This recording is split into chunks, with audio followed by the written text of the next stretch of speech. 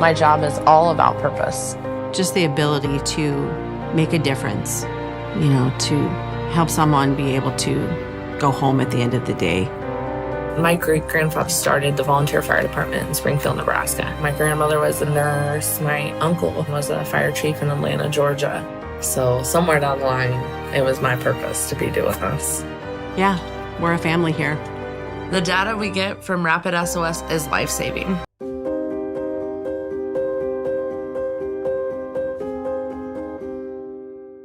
Have you ever met a 911 professional and asked, what's the worst call you've ever taken? Well, here's your answer. I heard your last breath the night you flipped your four-wheeler. I tried to call you the day you committed suicide by driving your car into a tree. Blue face, cold to the touch. I helped you with CPR after you found your infant face down, not breathing. It messed me up. I did everything I could, but it wasn't enough. You were with me from the beginning, Grandma. 27 years later, I took the 911 call when you died. How fitting to be there for me in the beginning, and I was there for you in the end. I miss you, Grandma. I am 911. This is but a glimpse into the world of emergency dispatch. But what is it really like to answer a call during someone's nightmare? What is the impact of the first responder answering the call? Available on Amazon or where you purchase your favorite books and ebooks. Imagine listening.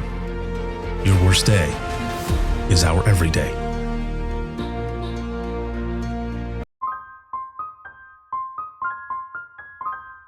This is Jordan, and you're listening to the Code 7 Podcast Network.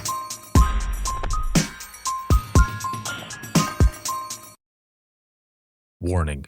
This episode contains the 3 A's of podcasting: adult content, adult language, and awesomeness. You've been warned. I think where I've come to my biggest detractors, and they've said, I don't understand why you have Betty.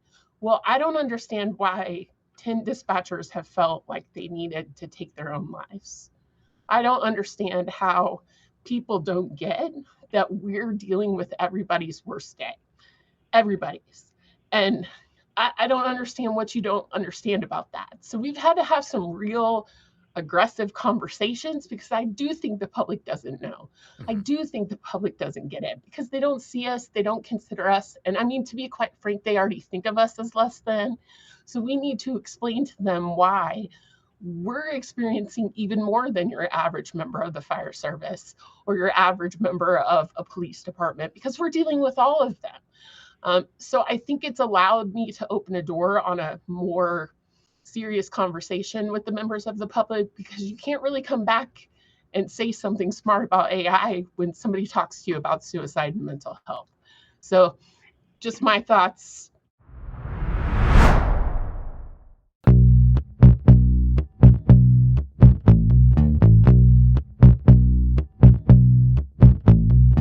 Welcome to Within the Trenches, true stories from the 911 dispatchers who live them.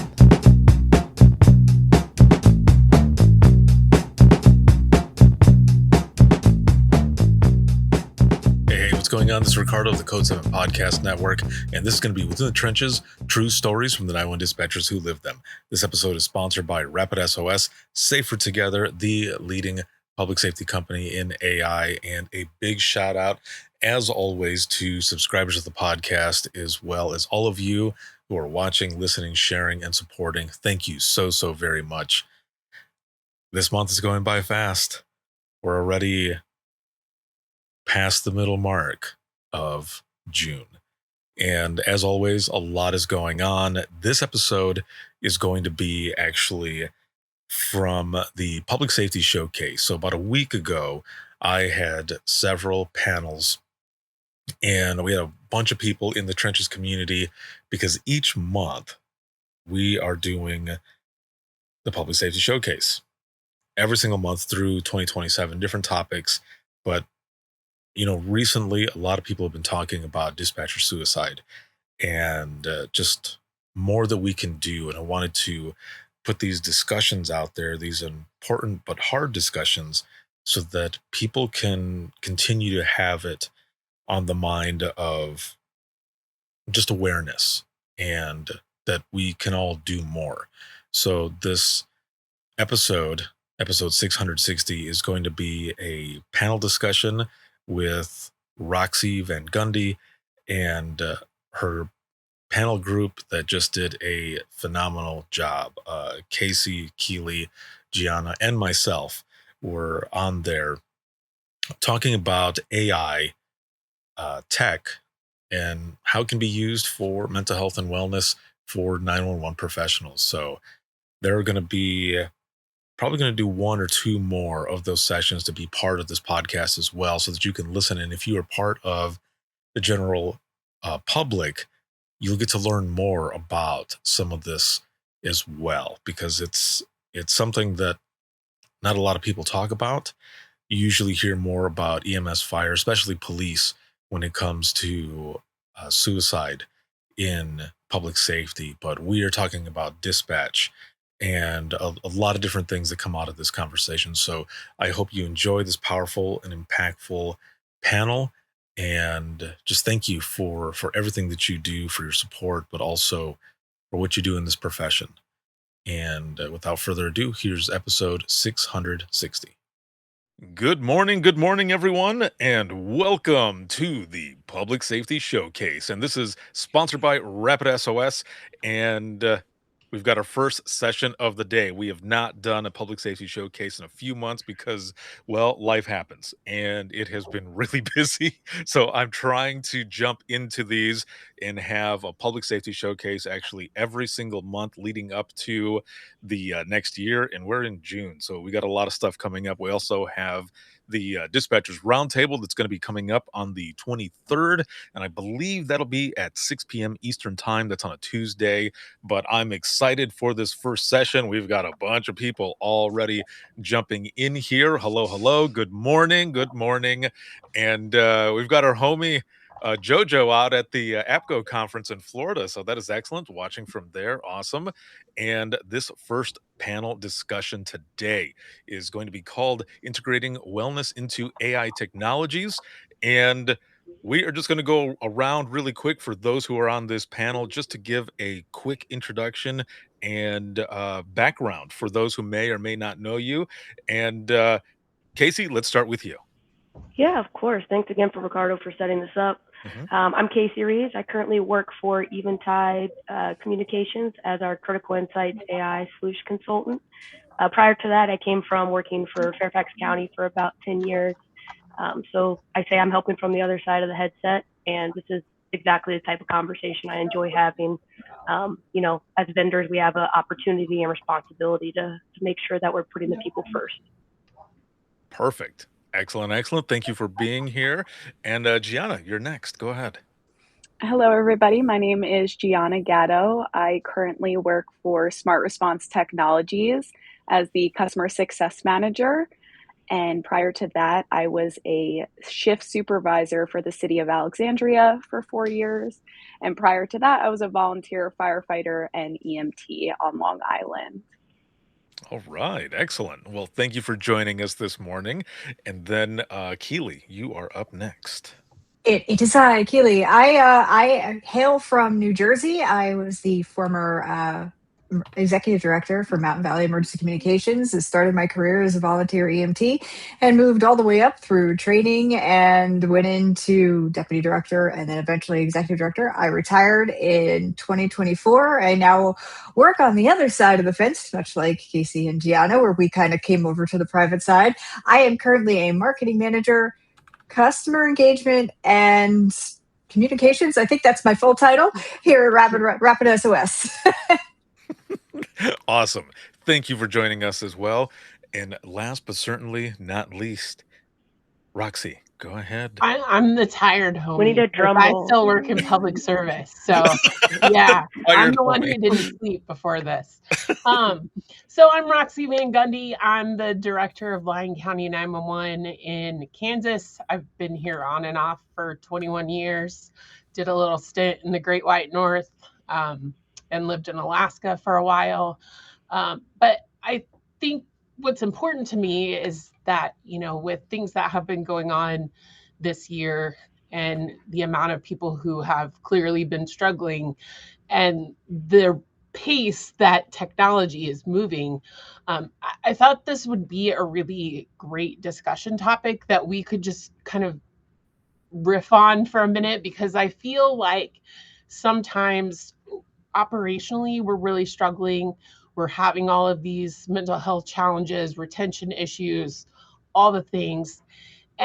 And our technology partners are like, look at this new thing we're coming out with, this new shiny thing. Here's the next thing and the next thing and the next thing. And when do we start thinking about how technology could work to help our operational people? How does technology, and I'd love to hear from each of you, how does those new fancy shiny things come into play to take care of our people, the people who are actually using all of these great things that you're coming up with? So I will kick that to the room and let's talk about it. Yeah, I think it's a loaded question and an important one. You know, I know whenever I get on panels for technology, there's a lot of people much smarter than me that are talking about those technical aspects and the shiny stuff. And for me, it always comes back to how is it helping? And I think all of the technology is helping with that burnout or overload of work for sure. I think in 911, we've been expected to do so much, everything, right? People don't realize when they're calling animal control, they're talking to someone that also answers their 911 call, or looking if their car's towed, someone that answers their 911 call, entering warrants, teletype, things like that. And so this technology only helps with that. But I do think, Roxy, to your point, there's things that we can implement. I know some of our technology, we have stress indicators that identify if a call is more stressful than not. It could send alerts to say, hey, and I always tell people, like, it's never going to be 100% accurate unless we have heart monitors, right? Because I might find a dog getting ran over more sad, and maybe Ricardo really likes cats and just finds that more sad, you know? But it's scientific evidence that we can use as a tool where we're like, hey, you could be more proactive. And, you know, Casey calls out 3 days in a row, and now we can say, hey, looks like you took a lot of stressful calls. Let's talk about it. So I think that all this technology is helping, but yeah, it's moving really fast, and I think these conversations are important to have for sure.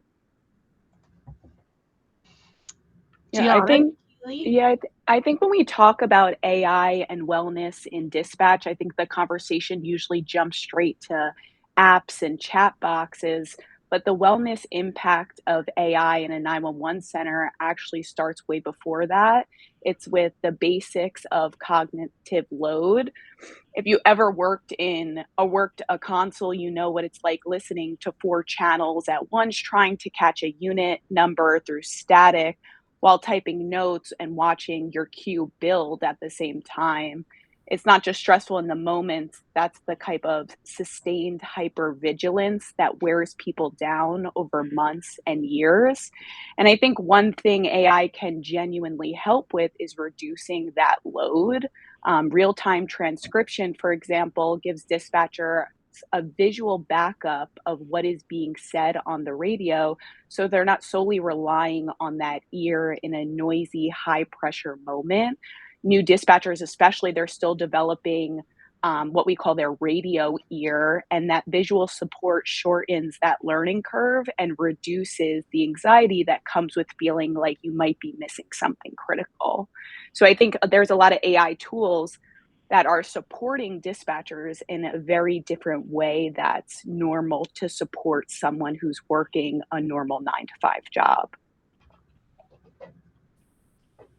Yeah, for sure. And, to Gianna's point, that cognitive load, right? Like, I remember when I started as a baby dispatcher, and I'm sure there's plenty of people that are in our audience and even those who are on this call, when we started, we didn't have the same access to the technology that's available now. It is considerably different, even in the last 5 years, than it was towards even the end of my career. Like, I'm a little sad that I don't get to play with all the shiny new objects that are out there, but I also can't imagine what it's like as a dispatcher, especially director level, your administrators and above, who are now looking at all of this technology and being like, where are the redundancies? Because we don't want to be adding more into what is already a complex, complicated job, multiple windows, lots of things out there. So it's like the tools that we're adding, and Casey had said this earlier, as vendors, we have a responsibility to make sure that the tools that are being added to the center aren't adding more to that cognitive load. In fact, it should be reducing that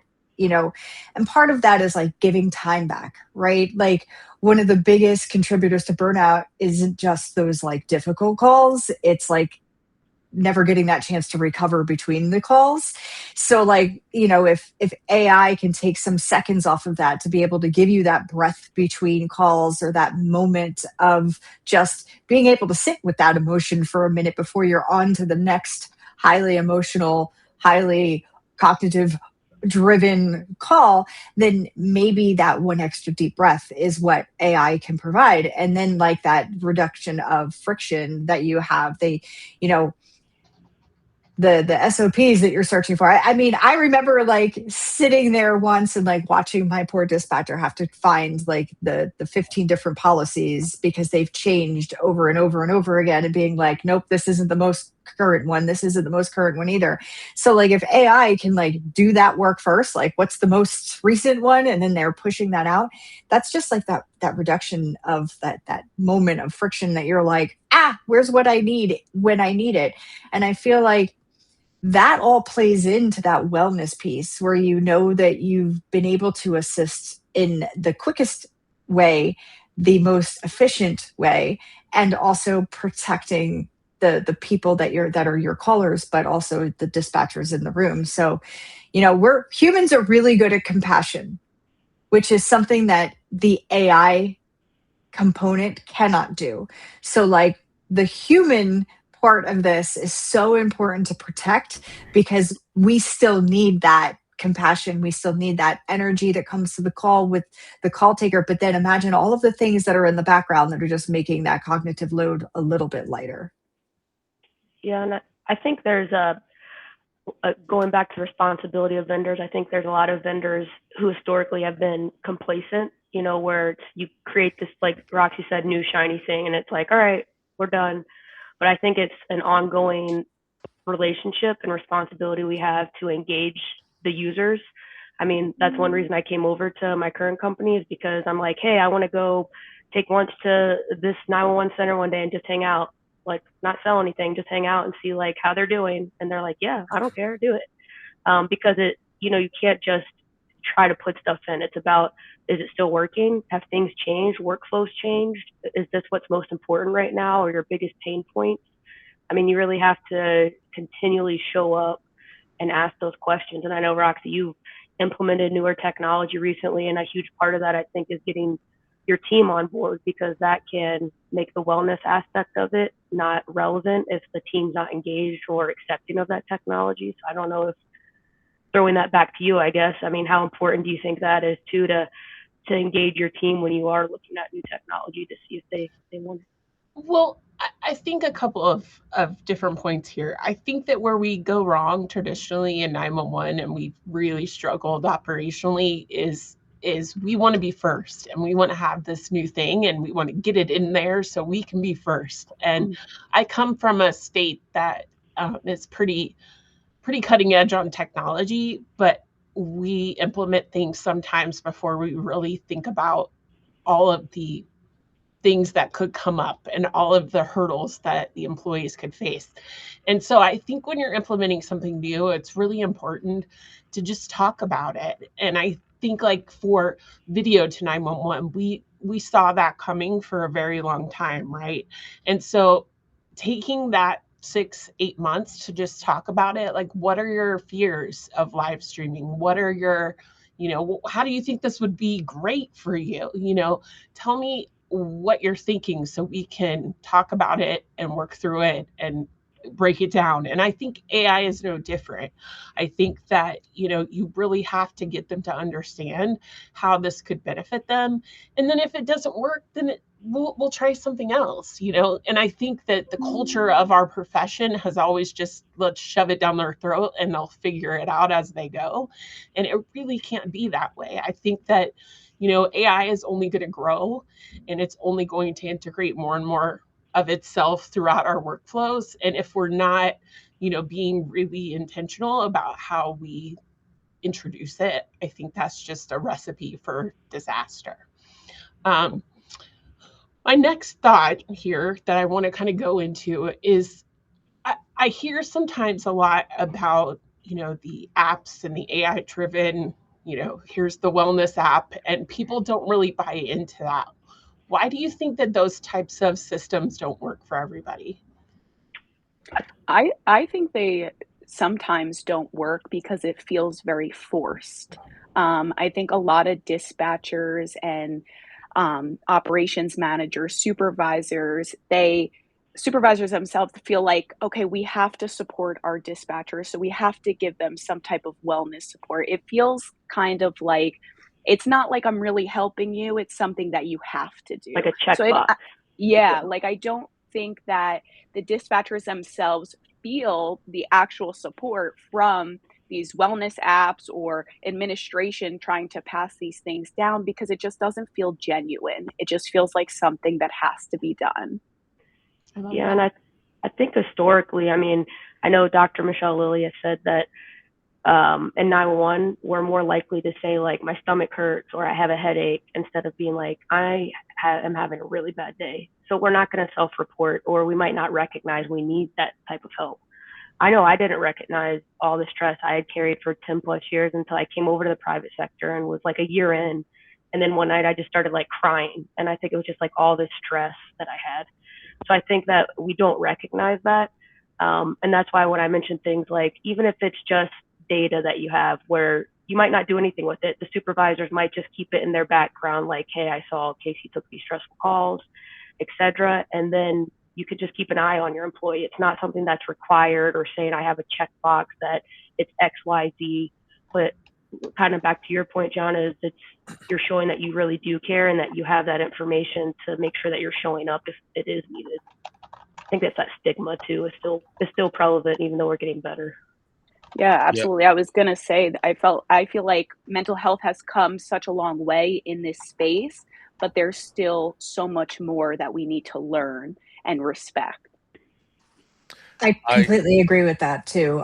Sorry, Ricardo. I have no, big go ahead. feelings on this. Go ahead. I currently belong to I've been brought in as a board of director for a new program that will be rolled out very shortly. And one of the things that we discuss on this when we're in our meetings is that exact, like, they have to be hand raisers in order to get the care that they need. And we need to stop reactively doing the things. And I feel like so long we've talked about wellness, but the one thing we haven't done is support the systems in place, our directors, our administrators, and like, what does that look like? Like, we say wellness, right? And those are big buzzwords right now in our industry. And I know Ricardo and I have had this conversation, like, there are people in the industry that are like, I'm tired of talking about it. And it's like, I agree to some extent, but not to the point where like we should stop talking about it. It's what are we doing to implement protections in place and to actually support, instead of it being like, do you got EAP? Great, you're done. Let the dispatcher go to EAP. They're never going to do that. So like, what we need to do is proactively reach in. And to Casey's point, if we are tracking that data, now that we have this AI in place that can now recognize keywords, right? And it can say, hey, Keely took this call and it was child CPR, and that now triggers a series of events that is like, now it's not let's let Keely see it, like, let Keely, here's your EAP. I remember being handed a brochure and being like, here you go, have a nice day. And it was like, the hell am I doing with this? Like, I'm not gonna go. So like, instead it should be, this is what the procedure is. So it's like, this is no longer an option. This is, you had this really stressful call. We know that this can cause problems. So now you are going to go. And there's no stigma in that because now it's for everybody. You get this trigger, it now sets off. Like, we talk about it on the board that I'm on as the difference between a suppression system and a fire alarm system. A fire alarm goes off and you are required to evacuate the building and leave, and maybe you want to go use a fire extinguisher. A suppression system actually just deluges the system, and the sprinkler system goes on and everything goes out, right? We're treating wellness like it's a fire alarm system, like the alarm's going off and we have to hope that people evacuate. And that's not what we're looking for. There has to be a force function that tells people You now have to go do this. And we, as the vendor side and the private sector side, and as people who are supporting in the psychological safety spaces, should be providing our admins, our directors, with a plan on what that looks like, especially now that we're able to pull that key data and say, hey, we know that when this person takes this call, we know this is a problem. So, like, now here are the good steps that you should have next. And that's what I'm working on with our board. So with everything that you guys are saying, especially with what you were saying just now, I want to bring something up really quick where the last open mic that I was doing, someone had commented on there, and they had said that if AI were to somehow check in, a window pop up after a hard call that's been scanned with keywords or whatever, and it popped in to ask if they're okay, they're not sure if they would like that. The reason being because they're afraid of being labeled as someone who might potentially not be able to handle what is going on, or taking multiple hard calls and again somehow being labeled. But they did say if there's a way to do it where it's checking in on them, but it protects them at the same time without any types of labels or any fear of judgment or anything like that, that it could be a very good thing. Now, another part of that is there are different centers across the country who have been announcing to their public that they're using AI to answer non-emergency calls. And in the comments, they are getting destroyed on social media. Roasted. Why? Because, yeah, super I think they roasted. don't understand what that means, right? Well, and also people don't read the article. They just see the title and they think, okay, I'm going to be bleeding out and you're going to be talking to a robot. That's not what it is. So I think the balance there is to somehow, and maybe some places are doing this, maybe they're not, but doing some sort of public education to let them know this is what is going to happen. This is how it works. When you bring the news in, show them how it works so that hopefully they get the message right. But here's the other part of that specifically. Some people that I know have reached out just to say, I don't know that we want the public to know all of that, or even maybe us using AI to begin with, because we're afraid that the public is going to think that our job is less than because now we need this help. And it's not going to be seen because we're short staffed. It's going to be seen because maybe we can't do our job or do it fast enough. So some people are afraid that by announcing that they're using AI, that people are going to think less of them. What are your thoughts there on that? Can I dip in here real Yeah. fast? Yes, please. I'm sure you have thoughts on that, Rook. A couple of things here I want to hit. I really agree with somehow in the next level of what AI becomes. How easy would it be? Because right now, if somebody takes a call or does a chat or interacts with the AI and they say the keywords like fire or blood or knife or whatever, I get those, right? Hey, somebody's taking this call. How easy would it be if Ricardo is taking a call of a murder or whatever? I don't know. How easy could it be for one part of our technology to just pop up and say, hey, Ricardo, that was a terrible call. Are you good? And if you say no, then it directs you to what resources are out there. If you say yes, we're all good. And somehow I think it's there's a way for that to just happen and nobody needs to know, right? And if I as the director could somehow program, that you can always come and talk to your director. That you can always reach out here, and here. Just reinforcing this stuff that we're always talking about. I don't think anybody needs to know that that's going on, because I don't care if you work in a center like Roos in Montana where you're a one seat center, or you work in a center like Alexandria that has tons of people on shift. Being behind the mic can be one of the most loneliest places in the world, regardless of how many people are sitting with you. So I think that, in my perfect next phase of AI, I think having some kind of just thing to walk alongside you would never be a bad idea, right? If you don't need it, then cool. But if you do, maybe it just reinforces, some key things. As far as your AI point goes about taking non-emergency calls, I got roasted all over my city. No matter how much you try to educate people, they have to want to be educated. And I live on the prairie, so they think of AI as the Terminator and all the things. Like they have a very warped sense of it, right?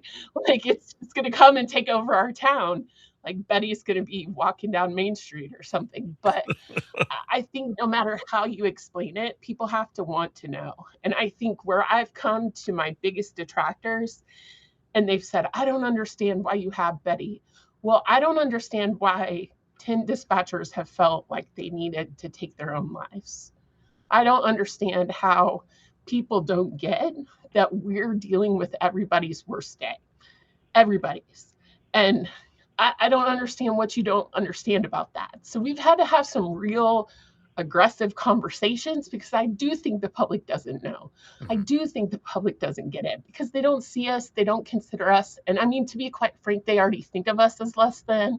So we need to explain to them why we're experiencing even more than your average member of the fire service or your average member of a police department because we're dealing with all of them. So I think it's allowed me to open a door on a more serious conversation with the members of the public because you can't really come back and say something smart about AI when somebody talks to you about suicide and mental health. So just my thoughts. Go forth and add some thoughts. What about your people though? What if they had that same fear? Like some have reached out to me saying that they feel personally that others might see them as less than for using AI instead of an assistant or someone that helps them do their job a lot easier. But let's consider that, right? Mhm. Like, are we getting people banging down our doorstep? No. So we No. have to think outside the box. And if that requires us to feel a little uncomfortable about that, then maybe it does, right? If you're uncomfortable with using an AI diversion tool, I get it because it's the unknown, right? Eh, But I think that, you have to go into it with the mindset that people are going to think of you in a certain kind of way. I think some of our public safety partners have a certain feeling about us using AI, and they don't understand that, you know, eh, we've been the dumping ground for so long, right? And it's time for us to stand up for ourselves and say, we need some extra help. And if that means we need an AI system, that's what that means. That doesn't Right. mean our work is any less hard. It's just getting harder. So I think it's explaining to people how you package that message to those who think that maybe that makes you less than. Let's explain it. Like you say, let's tell our story. Let's Mhm. let's be more vocal about what this is doing to everybody. I think this is a great time to just be real about it. And we're going to have to do some things that feel uncomfortable. And I think that's how we grow and how we evolve. And I think we're in a desperate time of evolving. We need to evolve and grow. So I think we can't worry about the labels, in my opinion. For sure. Yeah. I think it's about having more conversations that are open to, like you said, Ricardo, with the public. I mean, I know most of us got started in 911 and didn't even really understand what 911 was. Like we just fell into it, for the most part. So you got to think that like most of the world doesn't know what, you get the calls. I had a call one time where a lady just thought we had spare keys to every, apartment and house because she was locked out. And I was like, let me reach under my desk and hold on, Right. but like it's to that point where they really don't understand what we But do. they do think that. Yeah, so Yeah. it's like we need to have those conversations with the community and have outreach that explains, have them come do sit-alongs, encourage those to see what we do, and that hey, we have 5 people sitting down right now and we have like 10 calls holding, but those calls could be handled with AI so that when you call 911 because your child's not breathing, we're available to answer. And that's the reality of it, is having those very liable and risky conversations that explain the importance of it. And then back to the notifications, Roxy. I know oh, sorry, go ahead. Go.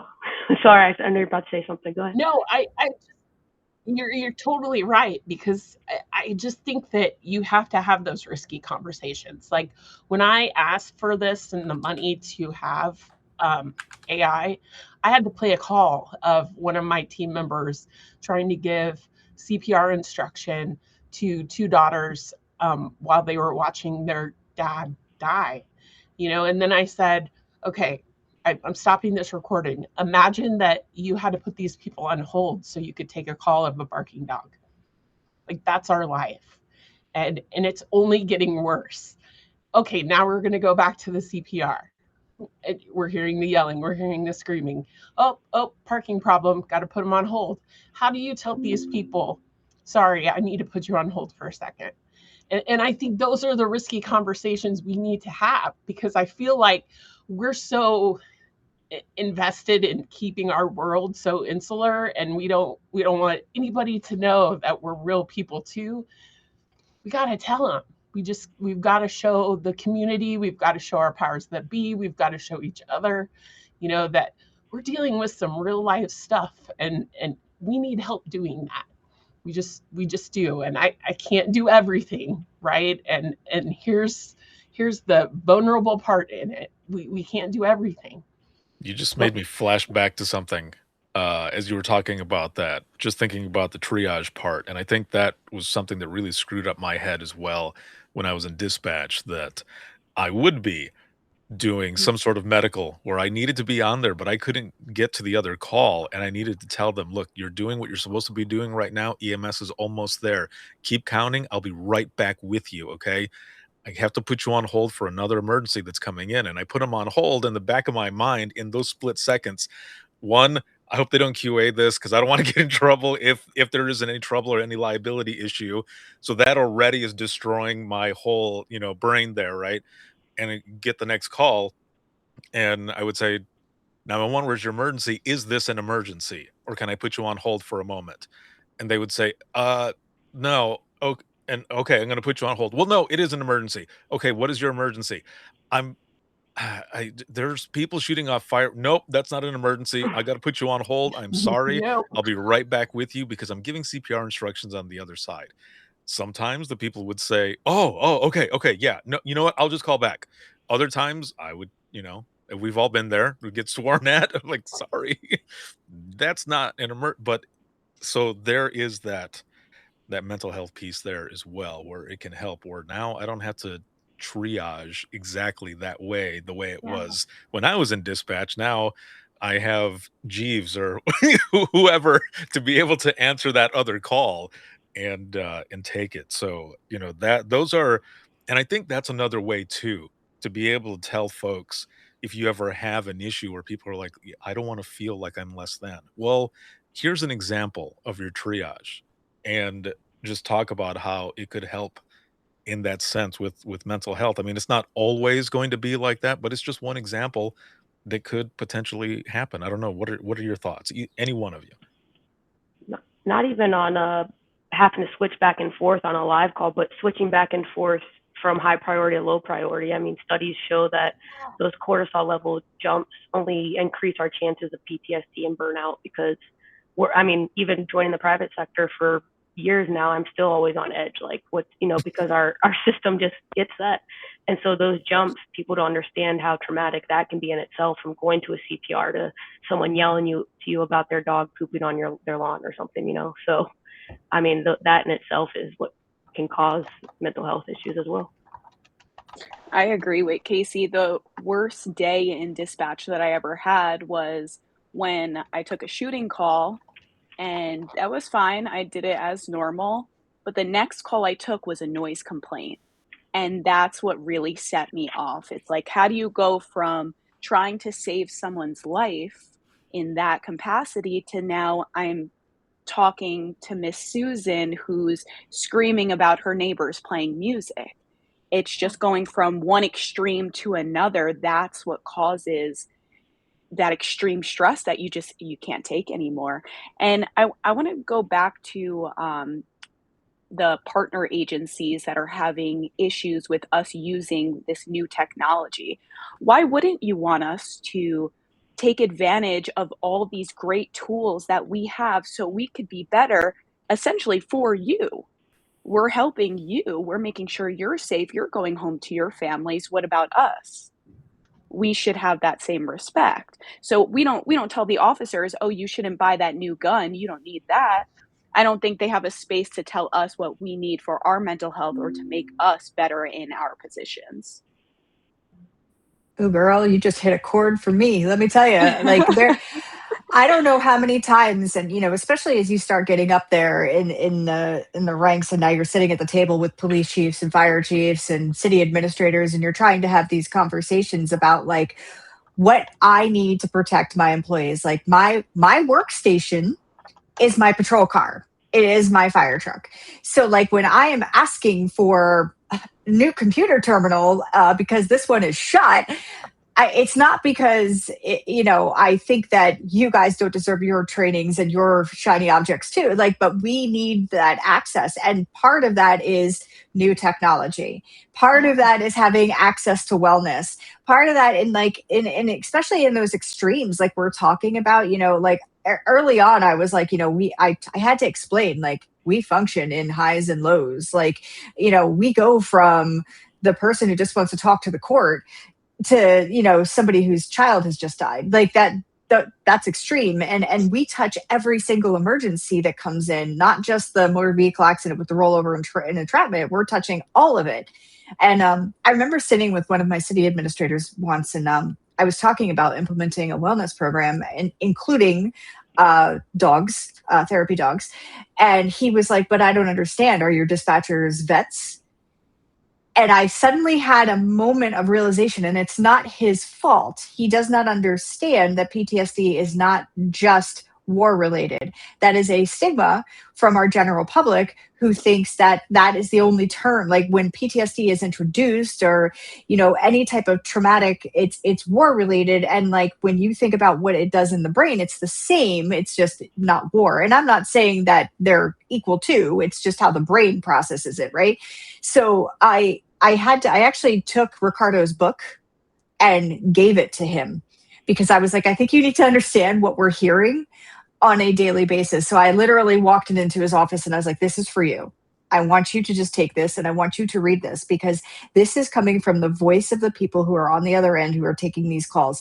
This is what we're listening to. And I actually, in that meeting, I was like, have you ever listened to somebody take their last breath?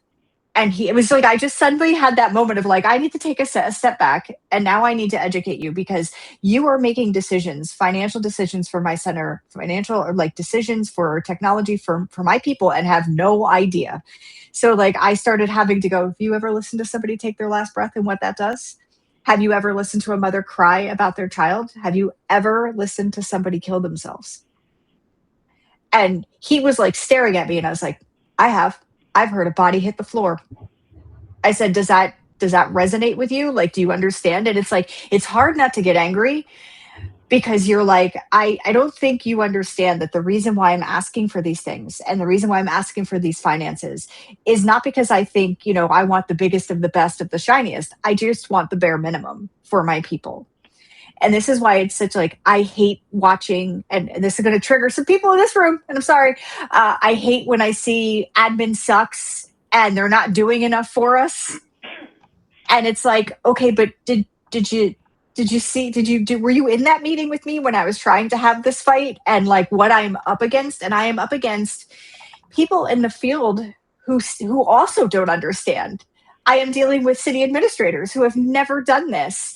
It's such a there's so much to be said about like people who are the decision makers need a moment, and they need to like sit the desk as well so that they can see it. And I'm not talking about that hour where nothing is happening. I am talking, it needs to be this like, you are going to make decisions for my center, so I would really like you to come in here so that you understand what we are up against in the room and why I'm asking for these certain things. I just had a conversation with Ricardo the other day. A very dear friend of mine and neighbor is a councilwoman here. And she sent me a text and she was like, I think I'm going to go take a 911 class. And I was like, whatever for? Like, are you going to be a dispatcher? Like, what are you doing? And she's like, I don't know. I'm listening to these 911 calls. I get buried in the depths of the Instagrams. And she's like, and I just don't understand why these dispatchers are answering these questions. It seems stupid. I don't get it. And I want to understand it. And I'm like, okay, but going to the class isn't where you're going to learn that. You've got to go sit in there, and then you've got to listen to the motor vehicle stop, the caller who is complaining about the leaves being blown on their lawn and the lawnmower being too loud. You've got to listen to the person who's screaming on the phone because their emergency is the only emergency. Meanwhile, everybody else is having the same emergency because the power's out. I was like, it's not the same as taking a class. And I think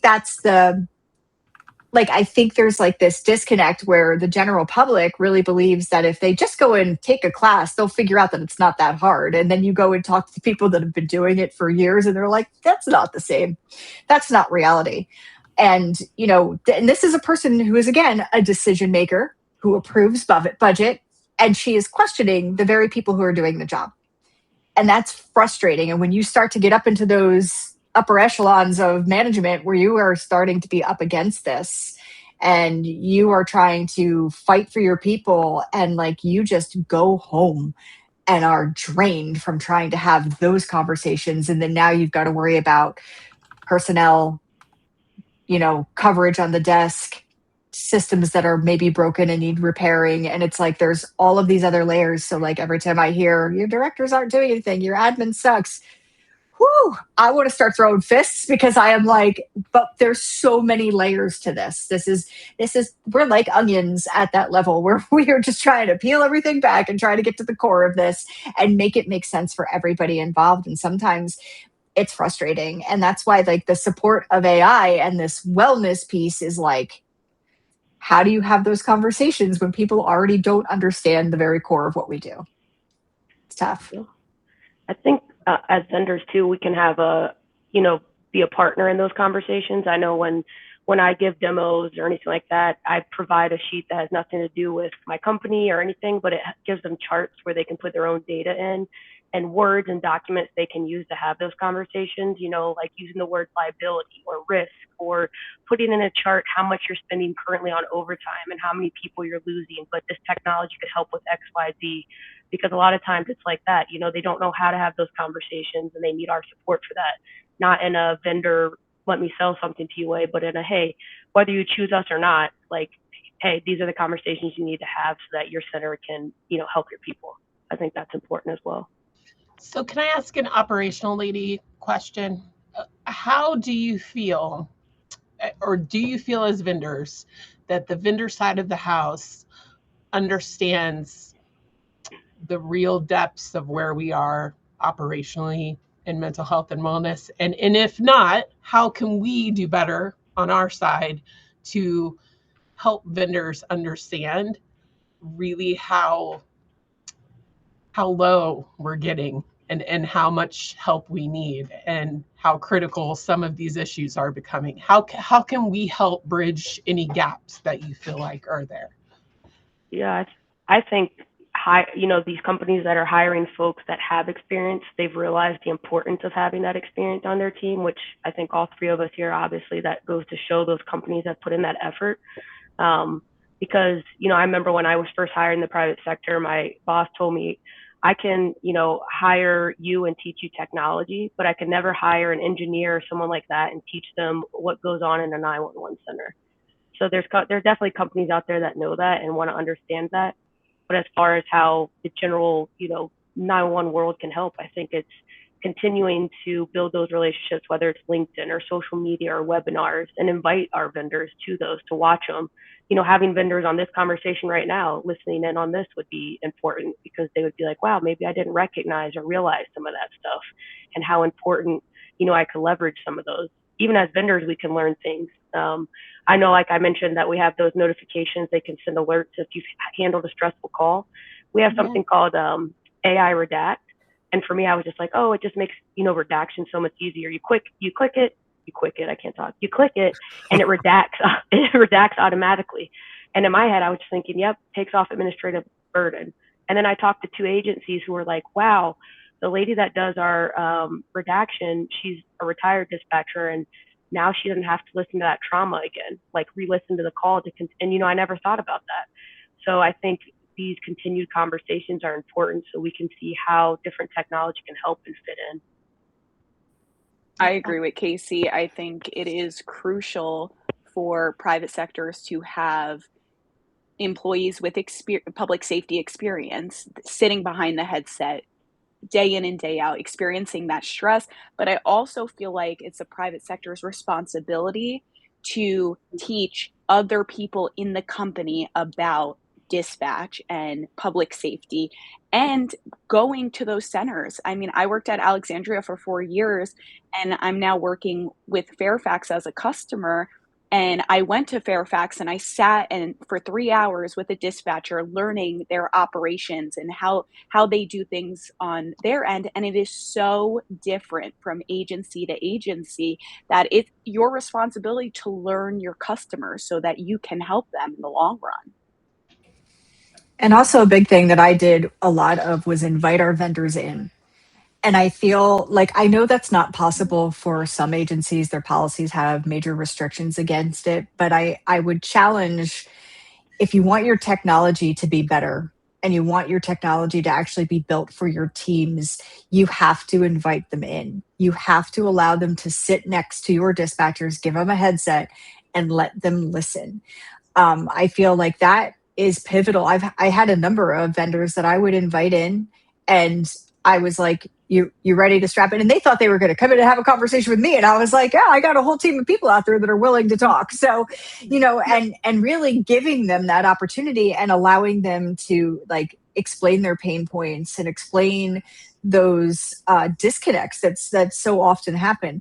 I think in recent history, we've seen a lot of private sector vendors understand this and really work to find people that are from the industry and try to do that. But it's also another level of that, right? Like I've been out of it for almost 2 years now, right? So like a lot has changed and it changes so quickly that like I'm a great voice. I'm Casey, Gianna, we're all great voices and we can speak to the core of the job, but what's today's present day issue? And like I am really good friends with Roxy, and I know what she was up against when she introduced AI. And I was actually sharing some of the conversations that I was seeing on the interwebs that was out there, like capturing it and screenshotting it and being like, this is what people are up against. These conversations about AI, that you've got neighboring agencies that are putting AI restriction policies in place. And it's like, if you're not, and it goes equal parts, right? Also to Ricardo's point about educating your public, invite them in. Like I think the only way that people can really see it is inviting them in. Let them see it. Let them know that it's not as easy as it seems. And I know that that's not great for everybody, but send them to where it is. Where like I know the Roxys of the world are like, hey, come on in. I'm willing to show you. You know, I mean, What's they might. their center? Like, Yeah, that's what I Keely, tell you made a great point of like, I always say, why do we have these rules of like, and I don't mean it in like a bad way, like we're not CIA, like, for so long. I remember when I joined the private sector, I was amazed that Roxy let her team create, I think it was like a TikTok or something, or to show like what they did in the center. Because before it was like, no, you can't show what you do. It's top secret. But that's how we get people to understand these exact conversations. Like we've hidden ourselves for so long. Why do we have those rules? We need people to come in and see what we do. It's important. Yeah, there's certain stuff that you might not be able to let them see or hear, but we need to show them we're real people, what we do, what we suffer through, and also the vendors, like you said. I mean, why can't they come in? They're the ones creating the technology. Ricardo, what do you think? So I'll go back to the last company that I used to work for when I left dispatch, and 91 Solutions company plucked me out of dispatch and everything, and because they found me through the Within the Trenches podcast and sharing all the stories that I was all those years back, and I was helping them with other things. And when they started to implement text from 911, which was 2013, and then text to 911, which is 2014, we they wanted to know more. about the dispatch side. A lot of people that worked there were from dispatch, but for what I was doing, they wanted to hear more stories. So I would share with them a lot of different things and what I was doing, which was awesome because they really leaned into that partnership that we had there, and just was pushing what I was doing for that side because they were also learning from it. So for that specific platform that they had for texting, one of the things that I loved that they did was they went to the directors of the state of Indiana and they said, "We want to know how you want this to be done. How would you like this to be delivered? How would you like to, have it, different features aside, more so we want to build this to your liking. Like these are the bones, this is what we have, this is how it works. But now that you see it, we want you guys to be the ones to help us build it." And I just happen to be lucky enough to be working on that project with them and to be that mouthpiece. So for and then of course I'll just add this in. So then, when I founded the I Am 911 movement, that was also a moment for them when they learned even more about what it's like for us in 911. Because I remember when I first launched it and I came back from that week in Florida, which was APCO in Orlando in 2016, and I was talking to the main bosses, and I said, "Did you guys see what I posted?" And one of them goes, "Yeah, gut wrenching. It makes me feel sad, but it makes me want to do something, and it makes us want to help." And I thought, that's what this is about. So I agree with everyone. By the more and more and more the industry partners know what it is like for dispatch, what they go through, and developing certain things to their liking in a way, it's going to help everyone and be a win-win. I mean, when we finally deployed text to 911 throughout the entire state of Indiana, there was the first state to have a deployment that way. They really also leaned into public education, and that was partnering up with the 911 state board to put it out all over the place so that there was nothing left to question on how this works. And what everyone feared in this state was we're going to be bombarded and it's going to screw us up with our mental health and like everything. The pictures we're going to see, it ended up not being that at all. Of course, you've got a few trolls here and there, right? But it wasn't as bad as they thought. And I think it's because of the public education that they did in every single center who was like, this is how we do it. We're going to show you, and also the state. And they had commercials, whether it be radio, TV, or whichever. And in the colleges, they had billboards all over the place. If voice isn't enough, you can text. So all of that, fast forward to now, that with all of this, I think is as long as industry partners know and continue to know and learn more from dispatch and what it's like, and having those folks help create certain things, um, it'll be a win-win for everyone, especially with the mental health aspect of all of this. Okay, last question. We have a few minutes, so really quickly. If you had all the money in the world, you didn't have to ask for anyone's permission, and you could do whatever is in your big brain, what would be the next thing that you would create in technology or with AI that could support our dispatchers? What is your BHAG goal for wellness?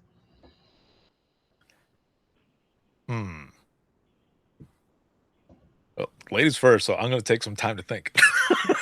Oh, just throw it in our court, Ricardo. Just Sorry. throw it in our court. Sorry. What's the next thing, guys? What should we be thinking about next? I think I would. Go. Sorry, go ahead, Keel. I was waiting for someone else, but because I didn't want to go first. I think for me, it's a way to support our administrators in making the correct decisions for their team and not just giving them not just expecting them to check a box, right? Like we talked about this earlier. You check a box, you provide EAP, and then it's like a hopefully they use it. And they're like a way to like, and I loved your idea, Roxy, like notify, like, hey, there's a really bad call. How are you feeling on a scale of 1 to 10? And then it goes to like a system that then maybe alerts the directors in the room or the supervisors or even a peer support team, right? So there's so many agencies that are building those right now. And it goes to a peer support team and it's kind of like, hey, Keely has taken, a good percentage of hard calls in this last month. This is what her overall status looks like mentally. Maybe give a check-in, see how she's doing. I know I had read somewhere, I don't remember who said it in our chat, but it was like the forcing function of like forcing them out the door and that it wouldn't work for them. And I can respect that, right? Like I am a stubborn mule. So like I barely made it to my own surgery this month, right? Like that had to happen. So like I totally get it. Like we are bad patients and we're not very good at taking care of ourselves. But what if we were not necessarily being forced to check in on each other, but being flagged when it's time to check in on somebody instead of waiting for it to get to a point where they're looking so frazzled and they've now called out a work XYZ number for the month. And maybe there's all of that, right? A holistic system that's looking at call outs. So it's looking at your whatever systems you're using for that, like to track your time. Roxy's had 4 call outs this month and took 5 really difficult calls this month. And like instead of it just looking at the calls, it's looking at the whole person. It's tracking that whole person, that one dispatcher who's like, oh, they failed to do their training this month.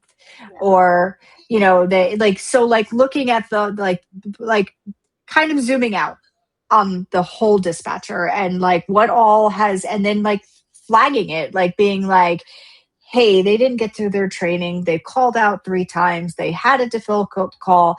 Maybe it's time to sit them down with their peer support team or their director or whatever that is. But like it's an actual thing and not a here's a brochure for EAP and good luck.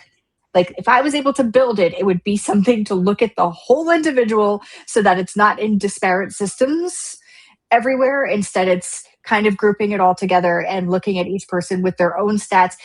We think about like Terminator and like we think about like those like and it's like high level, right, where they're in the tube and they've got like wires everywhere and it's like feeding into a brain of like checking out all the systems, something like that, but less scary. Less aggressive. Less aggressive. Gianna, so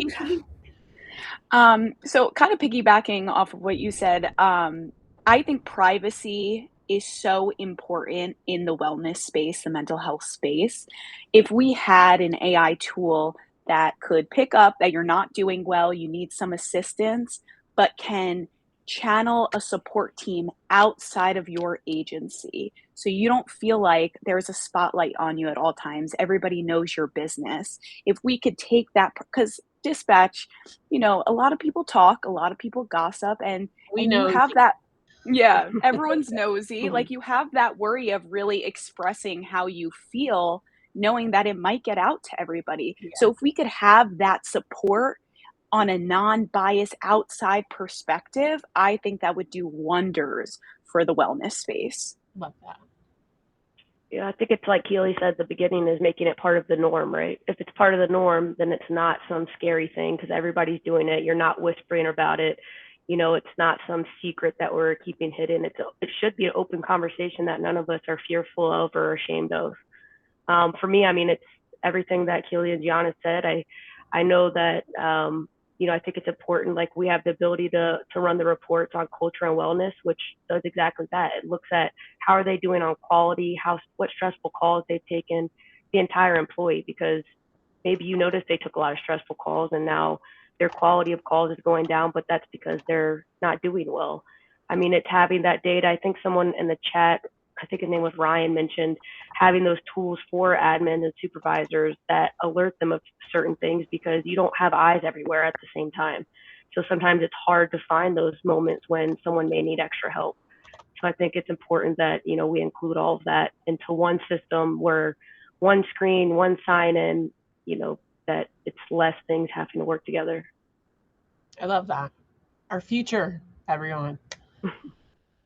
I know we're at Ricardo, time, but that what was about great. you? Do you know of one? Did you think of one? Me? Yeah. You're like, ladies first. I want to think about it. Oh yeah, it's your turn. Yeah. That's right. No, actually, all three of them said pretty much everything. I guess I will say that whatever it is that comes next, I'm willing to push it no matter what, because these are the voices that are so important, and we come from there. And I think each one of us, whether we're still in or not, we want to leave this profession in a better place than where we found it. And if there is any way possible that we can help those that are currently there, those who have also retired, and those who are coming in, along with those, that are new and all, then we need to do it, because all of these things, especially for us, are not exactly helping us, but they're going to be helping all of those that are in there now and to come. So I Ricardo. do want to read here it just really quick. I had asked a question: if you could assist with how AI can help in 911, in the sense that an industry partner wants you to help build the mental health piece of it. Um, what would you like to see? What would be ideal? And I just want to read the response here from Ryan. It says, for the system to analyze calls in real time to alert the supervisors, management, certain high stress calls the call taker is taking, for how busy our 911 centers are, of call takers taking call after call nonstop, 12 to 16 hours a day. We don't have time to stop, pause, reflect, talk about. Many calls get missed, and that's where we're at fault, not being able to check on our dispatchers. And that's not just phone calls, but also active radio incidents too. Agreed. Agreed. I'll leave with a This has quote been that an one awesome time I panel. We heard. probably could have gone way longer too. Oh yeah. Well, I was gonna say, Ricardo, you made me think I of this really quote. appreciate everybody being willing to talk about it, and Keely and Gianna for jumping in at last minute. Yes, And thank you. I think it's just important to have in the forefront. So I'm glad we could talk about it. Casey, hit us with your Yes, thank quote. you all Okay, here we for go. Ready? being here, and I echo Roxy as well, for the both of you for Is my mic jumping in. working? Shout out to Cassie, who was not feeling that well, who actually was a trooper and was holding on to like the last second before, well, not literally the last second. There was a lot of time to get other folks to jump in, but that's just how she put it. She's like, I was going to try to rest and feel better. And I think we've all been there with any aspect of our lives, where you're like, I just The need to worst rest. I feeling. think I'll be all right. And then you get to the point where you're like, nope, I can't do it, and it's not going to work. So shout out to you. I hope you feel a lot better. And as you had said in the message, we'll see you at Nina. And for everyone who has been here today, please, please, not just in this AI portion that we're talking about, but just in general, especially as we go into the next session that'll be starting here around 11:15, is if you are struggling, please reach out. If you haven't heard from someone in a while, reach out to them. If you ask them if they're okay and they say the common, yeah, of course, or yeah, I'm fine, ask again, because maybe it's that second or even third ask that makes them feel comfortable to open up, that they have a safe place, because you are important, you matter, and there's a ton of people out here for years who have been doing everything that they can to give back to this profession, but also help you know and realize how important you are and how much you matter. And we've all been on the mic, but I'm sure every single one of us, if someone reached out, we would hand the mic to you and we would listen. So enjoy the rest of your day. We've got the next session that's going to be coming up. The next session is a panel discussion, and it is called Dispatcher Suicide, Breaking the Silence. Again, that's going to be starting at 11:15. Ladies, thank you very, very much for being here, and we will talk to you all soon. We'll see you in the next one. Thank you. Thank you.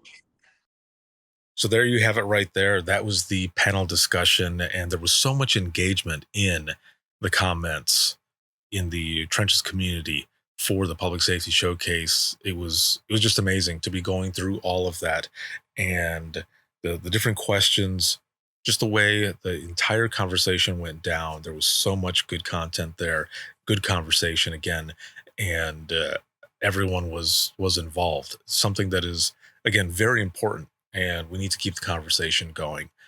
Um, just again, thank you everyone for being there, whether you were watching live or you were watching in the replay. And those replays are available 24/7 in the Trenches community, exclusively there for anyone who wants to go in and watch them as many times as they want, or share them with your dispatch center as well.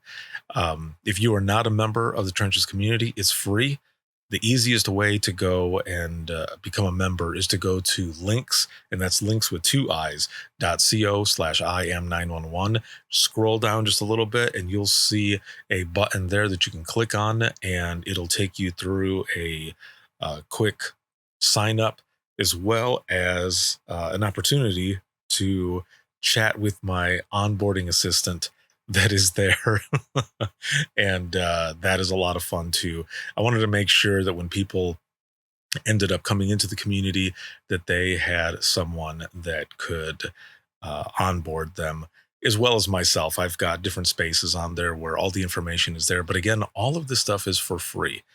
Within that community, there's networking, resources, and the Public Safety Showcase, Dispatchers Roundtable, as well as the Dare to Be Great sessions. From here, next month, we are going to be doing, as I said in the beginning, one Public Safety Showcase a month going out to 2027. So if you have a session that you would like to submit, I've got a call for papers open. I'm going to be posting that as well throughout social media. But for here, whether you're watching it or listening, again, this community, you can just reach me through the inbox me there, send me your information, and we'll see where we can fit you in for the Public Safety Showcase. Again, every single month going to 2027. A big shout out to all the speakers for this most recent one. Thank you for coming out, presenting, and having these hard conversations that need to continue. If you guys have any comments, questions, you ever want to be a guest on the show, same link, links with two eyes.co/IM911. You will find everything there. You'll find my email, social media, where to follow, where to listen to the latest episodes of Within the Trenches podcast, as well as the Imagine Listening podcast. If you want to be a guest on the show, whether you are new, seasoned, or retired, you can hit me up there. There's a link there as well to set up some time to record an episode with me. And if you're going to be at the National NINA Conference next week, find me there. I would like to record with you there. And if you record with me there on site at the conference, you will earn yourself a Decade of Voices 10th anniversary challenge coin for the IM911 movement. So I hope to see you there. I hope we get a chance to chat. I'll be doing on the spot interviews as well. So it's going to be a lot of fun. Make sure to look for me, and I'll be wearing some awesome green shoes. You'll see why soon. But make sure to check everything out there. If you're looking for any Imagine Listening books, the classes that I teach, all of that stuff is there, but also podcast dispatch merchandise. You can find it there too. Again, it is links with two eyes.co/IM911. And big shout out to our sponsor, Rapid SOS, Safer Together, the leading public safety company in AI. And this can be seen on Facebook, YouTube, as well as X and LinkedIn Live. And then if you're looking for any clips, whether they're clips from the podcast, talking head type videos like leadership stuff, or just asking questions, or even Imagine Listening material, or the stories from the IM911 movement, you can check it all out on Facebook Reels, Instagram Reels, as well as TikTok and YouTube. And then you can listen to the podcast 24/7 on Apple Podcasts, iHeartRadio, Spotify, your favorite podcasting app, and withinthetrenches.net. Have a good one, everyone. And as I've said before, if you need something, if you are struggling, please reach out. Text 988. There are all kinds of resources out there. There are people who love and care for you. And just so many more things than there was years ago. And as my friends, I know I say it all the time, but it's so true. Friends of mine in Ohio saying there's too many of us to feel alone. Yet we still do, but we're here for each other. And we are going to be the ones to get through this together. So please reach out. And if you haven't heard from someone in a while, reach out to them. If you ask someone if they're okay and they say, yeah, I'm fine, ask again. Because maybe that second or third time of asking will be the time that they feel most comfortable to finally open up to you. Again, we'll be the ones to get through this together. And I've said it before and I'll say it again. I've been the one on the mic, but if you need to, I will hand you the mic. And just know that I'm listening. Have a good one, everyone. Take care of each other, support each other, and I'll see you all in the next one.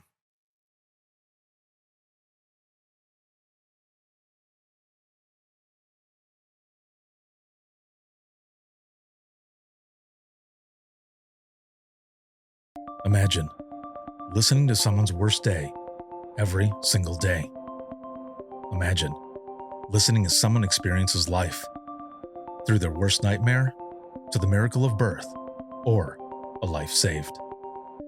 I'm Ricardo Martinez, a former 911 dispatcher, and for years, I've been recording the voices of a hidden world, ours. I've provided a space for 911 dispatchers to share their powerful stories. It started as a peer support session and continues. Dispatchers sitting together, sharing out loud, or writing down what they couldn't say. Some stories will grip you. Stories of heartbreak, resilience, and calls that haunt us long after the line goes quiet. But imagine listening is more than heavy emotion. It's about healing. It's about laughing through the chaos, lifting each other up, and reminding the world that dispatchers are human too. The lighthearted will balance the heavy. Experience the power of storytelling, a podcast for the thin gold line and those who want to understand it. This is Imagine Listening. Your worst day is our everyday. Subscribe now wherever you listen to your favorite podcasts.